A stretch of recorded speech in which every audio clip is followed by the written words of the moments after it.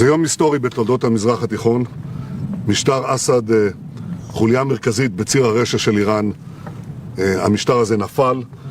זוהי תוצאה ישירה של המכות שהנחתנו על איראן ועל חיזבאללה, התומכות העיקריות של משטר אסד. זה יצר תגובת שרשרת ברחבי המזרח התיכון של כל אלה שרוצים להשתחרר ממשטר הדיכוי והרודנות הזה.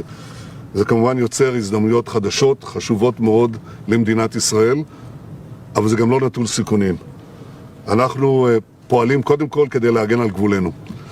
האזור הזה נשלט במשך קרוב ל-50 שנה על ידי אזור חיץ שהוסכם עליו ב-1974, הסכם הפרדת הכוחות. ההסכם הזה קרס, חיילי סוריה נטשו את העמדות שלהם.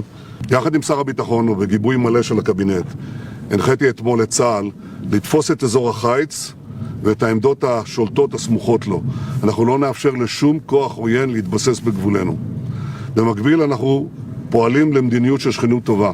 אותה שכנות טובה שקיימנו כשהקמנו כאן בית חולים שדה שטיפל באלפי סורים שנפצעו ונפגעו במלחמת האזרחים. מאות ילדים סורים נולדו כאן בישראל. ובכן אנחנו שולחים את אותה יד של שלום לשכנינו הדרוזים, קודם כל להם, הם אחים של אחינו הדרוזים במדינת ישראל, ואנחנו שולחים גם יד של שלום לקורדים, לנוצרים ולמוסלמים שרוצים לחיות בשלום עם ישראל.